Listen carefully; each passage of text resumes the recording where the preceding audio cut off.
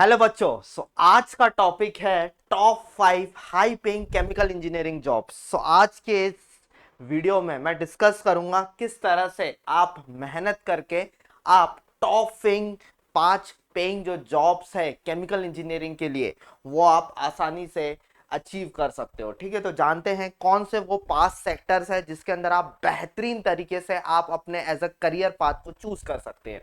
ठीक है, सो कुछ जाने इसके बारे में। Chemical engineer offers high paying roles across industries, है ना। कुछ इंडस्ट्रीज ऐसी है केमिकल इंजीनियरिंग के अंदर जहां पे आपको बहुत ज्यादा हाई पेइंग जॉब के ड्रीम सैलरीज है, उसके अंदर आपको बहुत आसानी से जॉब मिल सकती है। ठीक है, demand is driven by sustainability, automation, advance materials. ठीक है, कुछ एडवांस मटेरियल्स है, सस्टेनेबिलिटी के ऊपर से, ठीक है, इन्वायरमेंटल फैक्टर्स है जिसके ऊपर जहां पे बहुत ही ज्यादा अच्छी बेहतरीन हाई पेइंग जॉब्स आपको आसानी से मिल सकती है। ठीक है, की फैक्टर्स अफेक्टिंग सैलरीज, ये सारी चीजें हम डिस्कस करेंगे।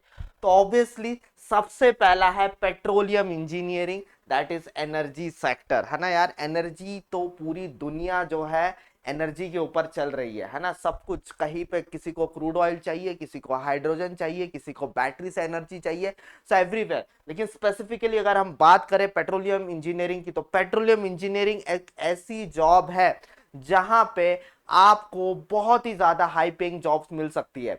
और अगर मैं इसकी बात करूं इसको अचीव करने के लिए, तो यार आपको गेट की तैयारी यहाँ पे बहुत बेहतरीन करनी पड़ेगी, क्योंकि मोस्ट ऑफ द पीएसयू जो हमारी है पेट्रोलियम इंजीनियरिंग के लिए, चाहे वो ओएनजीसी हो, चाहे वो आईओसीएल हो, एचपीसीएल हो, बीपीसीएल हो, गेल हो, everyone is recruiting from the GATE examination, है ना। तो अगर आपको ड्रीम सैलरी चाहिए पेट्रोलियम इंजीनियरिंग के सेक्टर में, आप जा सकते हो। कुछ प्राइवेट प्लेयर्स भी है इसके अंदर, ठीक है, जैसे रिलायंस है हमारे पास।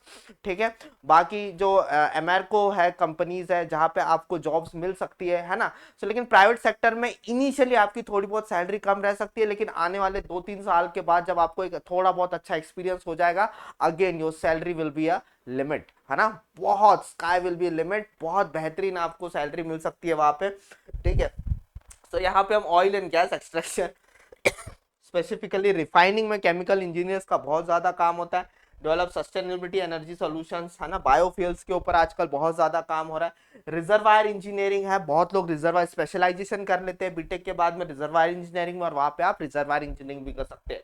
तो सबसे प्रिफर्ड पहला जो सेक्टर है that is oil and gas industry, that is petroleum engineering. ठीक है, यहाँ पे आप केमिकल इंजीनियरिंग करके गेट क्वालिफाई करके बहुत बेहतरीन तरीके से यहाँ पे आप जा सकते हैं। ठीक है, दूसरा है फार्मास्यूटिकल प्रोसेस इंजीनियर। यार फार्मा की डिमांड हर जगह है ना यार, बिना मेडिसिन के कैसे चलेगा। सो फार्मास्यूटिकल्स में बहुत अच्छी जॉब्स है। ठीक है, यहाँ पे अगर हम देखेंगे तो प्राइवेट प्लेयर्स बहुत ज्यादा है, लेकिन अगर मैं यहाँ पे देखूं डिजाइन ड्रग मैन्युफैक्चरिंग हो गया, एफडीए रूल्स हो गया, बायोप्रोसेसिंग रेगुलेटरी नॉलेज, ऑटोमेशन होना चाहिए।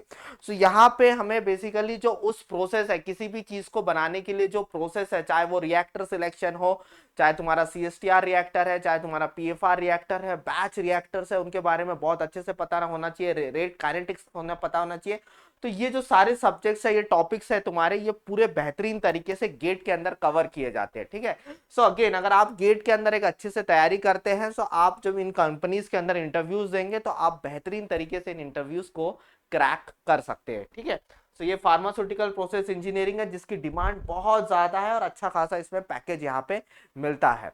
ठीक है, नेक्स्ट अगर बात करें that is nano technology engineer, है ना। नैनो टेक्नोलॉजी की डिमांड अगर आप देख रहे होंगे धीरे धीरे बढ़ते जा रहे हैं, चाहे वो कोटिंग के लिए हो, चाहे वो ड्रग्स के लिए फिर से नैनो टैबलेट्स हो, बहुत सारी चीजों में नैनो टेक्नोलॉजी, चाहे वो सेमीकंडक्टर्स के लिए नैनो चिप्स बनाना हो, हर चीज में नैनो टेक्नोलॉजी बहुत ज्यादा आके जाते जा रही है, बहुत ज्यादा। चाहे फिर वो कैंसर के लिए ट्रीटमेंट के लिए बहुत सारे इक्विपमेंट्स हो, ड्रग्स हो, सारी चीजों में नैनो टेक्नोलॉजी का बहुत ज्यादा रोल होते जा रहा है।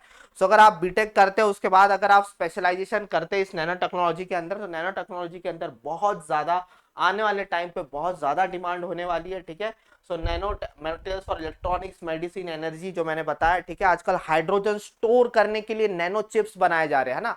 मतलब यार एनर्जी हो गया, फार्मास्यूटिकल हो गया, this industries are never ending, है ना। और यहाँ पे अगर आप अपना प्रोफाइल ग्रो करते हैं then sky is only the limit, है ना। आप अपना प्रोफाइल के साथ, अपनी नॉलेज के साथ आप बेहतरीन अपनी सैलरी को भी यहाँ पे बहुत अच्छे से इंक्रीज कर सकते हैं, ठीक है। Work in R&D for graphene quantum dots, है ना। तो यहाँ पे जो फिजिक्स के अंदर जो चीजें करते हैं लोग पढ़ते हैं, ठीक है, तो उसके साथ केमिकल इंजीनियर्स, इंटरडिसिप्लिनरी ब्रांचेस यहाँ पे बहुत ज्यादा काम आती है नैनो टेक्नोलॉजी के अंदर। सो नैनो टेक्नोलॉजी यहाँ पे चलता है। स्किल्स यहाँ पे ये हो गया, मटेरियल साइंस का आपको होना चाहिए, सेम टाइम ये जो है इंस्ट्रूमेंट्स है इनका नॉलेज होना चाहिए, XRD पता होना चाहिए, ठीक है, FTIR पता होना चाहिए, जो इंस्ट्रूमेंट्स है जिसके, क्योंकि नैनो टेक्नोलॉजी को हम अपने नेकेड आइज से तो देख नहीं सकते। सो इंस्ट्रूमेंटेशन है, और इंस्ट्रूमेंटेशन से जो डेटा आता है उसको हमें एनालाइज करते आना चाहिए, that is very much important, है ना। सो ये नैनो टेक्नोलॉजी बहुत ही बेहतरीन आपके लिए फ्यूचर है। अगर आप इसके अंदर अपना करियर करना चाहते हो तो आने वाले दिनों में इसके अंदर बहुत अच्छी सैलरीज ग्रोथ आप देख सकते हो, ठीक है। और प्रोसेस ऑटोमेशन इंजीनियर या फिर प्रोसेस इंजीनियर, जो हम अपने क्लास में भी बहुत बार कहता हूं कि अगर आपको बाय चांस कभी ऐसा होता है आपने बहुत दिल लगा के गेट की तैयारी की है, लेकिन किसी कारणवश अगर आपका गेट में नहीं होता है या फिर PSU में आप नहीं एंटर कर पाते हो, सो प्रोसेस इंजीनियर एक ऐसी फील्ड है ना, चाहे वो प्रोसेस ऑटोमेशन इंजीनियर हो या फिर सिंपल प्रोसेस इंजीनियर हो, जो कि 3-4 साल के बाद आपकी सैलरी एक जो PSUs में जॉब करते हैं उसके इक्विवेलेंट आप जा सकते हो विद इन 3 to 4 ईयर्स। लेकिन उस 3-4 साल में आपको बहुत मेहनत करनी पड़ेगी, ठीक है। Implementation of AI/ML, automation engineer है तो AI/ML यहाँ पे थोड़ा बहुत यूज होगा। सिंपल अगर मैं प्रोसेस इंजीनियर की बात करूं, है ना, सो प्रोसेस इंजीनियर का काम क्या रहेगा, प्रोसेस इंजीनियर का काम रहता है पूरे प्लांट को मैनेज करना, है ना, पूरी प्रोसेस के प्लांट को मैनेज करना, ठीक है। सो डिस्टिलेशन कॉलम है, तो उस डिस्टिलेशन कॉलम को चलाने के लिए तुम्हें यूटिलिटीज कितनी लगने वाली है, उन यूटिलिटीज का फ्लो रेट कितना लगने वाला है, डिस्टिलेशन कॉलम के अंदर फ्लो रेट कितना लगने वाला है, ये सारी चीजें, हीट एक्सचेंजर्स है, स्ट्रिपिंग कॉलम्स है, ठीक है, कुछ भी टैंक है उसका डिजाइन है, ये सब कुछ एक प्रोसेस इंजीनियर करता है, ठीक है। और प्रोसेस इंजीनियर्स की अगर मैं इंडिया में बात करूं तो यार प्रोसेस इंजीनियर्स की कंपनीज आर इनफाइनाइट। अगर आप गुजरात चले जाओ, अगर आप महाराष्ट्र में पुणे में चले जाओ, महाराष्ट्र में इधर मुंबई में चले जाओ, यहाँ पे प्रोसेस इंजीनियर्स की कंपनी बहुत अच्छी MNCs लेवल की प्रोसेस इंजीनियर्स है। पेट्रोलियम इंजीनियरिंग जो हमने देखा था, है ना, जो है वहां पे उनको इन PSUs को सपोर्ट करने के लिए भी प्रोसेस इंजीनियर्स की कंपनीज बहुत लगती है, ठीक है, चाहे उसमें फिर हनीवेल हो, चाहे उसमें थर्मैक्स हो, ठीक है, बहुत अच्छी अच्छी कंपनीज है यार। यहाँ पे वर्ली कंपनी है, ठीक है, ये प्रोसेस इंजीनियर्स को रिक्रूट करती है। इनिशियली इसमें थोड़ा सा सैलरी आपका लो रह सकता है, लेकिन क्या मैंने बताया है, जैसे आने वाले 4-5 साल आपको जब एक अच्छा एक्सपीरियंस हो जाता है, ठीक है, अल्फा लेवल कंपनी अच्छा एक्सपीरियंस हो जाता है, then your package will be matching the package of the PSUs, ठीक है। लेकिन बात यह है कि आपको सब कुछ समझ में आना चाहिए, हीट एक्सचेंजर कैसे काम करता है, डिस्टिलेशन कॉलम कैसे काम करता है, एब्जॉर्प्शन कॉलम कैसे काम करता है, ये सारी चीजें, मटेरियल बैलेंस आना चाहिए, क्योंकि मटेरियल बैलेंस आएगा, पाइप साइजिंग आना चाहिए, ये सारी चीजें कब आएंगे, फ्लूइड मैकेनिक्स के अंदर प्रेशर ड्रॉप कैलकुलेट आना चाहिए। सो जो सारी चीजें आप गेट के अंदर पढ़ते हो वही आप एक्सपेक्ट करोगे कि आप जब इस इंडस्ट्री में एंटर करते हो तो वही सारी चीजें आपको एक्सेल में फॉर्मूलेस डाल के सॉल्व करनी है, ठीक है। और सबसे प्यारी बात अगर मैं एक प्रोसेस इंजीनियर की बात कहूँ तो क्या आगी, ठीक है, बहुत लोगों का ये रहता है CSIT वाले वर्क फ्रॉम होम करते हैं, तो बहुत सारे स्टूडेंट्स ऐसे रहते हैं, सर क्या केमिकल इंजीनियरिंग में हमें कभी वर्क फ्रॉम होम मिल सकता है। सो ये वो एक फील्ड है, इसके अंदर अगर आप अपना करियर चूज करते हो तो यहाँ पे आपको बहुत सारी कंपनीज वर्क फ्रॉम होम भी प्रोवाइड कराती है, ठीक है।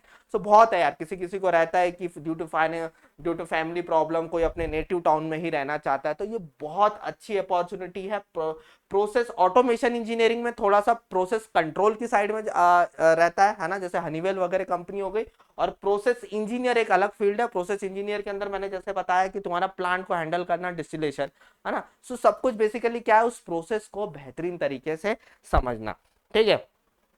And the last is renewable energy engineer. इस रिन्यूएबल एनर्जी इंजीनियर के अंदर आप अभी न्यूज में देख रहे होगे, आप इसे गूगल कर लेना, green hydrogen, you will know कि कितना आने वाले 4-5 साल में इस ग्रीन हाइड्रोजन का इंपैक्ट अपने इंडिया के ऊपर कितना पड़ने वाला है, बहुत ज्यादा। और आने वाले टाइम पे चाहे PSUs हो, IOCL हो, HPCL, they are going to hire in very large number this engineers for green hydrogen, है ना। क्योंकि यार हम इंडियंस में क्या होता है, इंडियंस जो पेट्रोलियम इंडस्ट्री है वो मोस्ट ऑफ द जो क्रूड ऑयल है वो इंपोर्ट करती है, तो हमारी डिपेंडेंसी बहुत ज्यादा है दूसरे कंट्रीज के ऊपर। तो इस डिपेंडेंसी को कम करने के लिए, चाहे ग्रीन हाइड्रोजन हो चाहे बैटरी हो, तो आपने देखा होगा बैटरी से चलने वाली गाड़ियां आ चुकी है मार्केट के अंदर, हाइड्रोजन ग्रीन हाइड्रोजन से चलने वाली गाड़ियां आ चुकी है। तो इन सब की डिमांड आने वाले टाइम पे बहुत ज्यादा होने वाली है, और these will be the most high paying jobs in the futures, है ना। सो ये जो मैंने 5 जॉब्स यहाँ पे डिस्कस किए हैं यहाँ पे, ठीक है।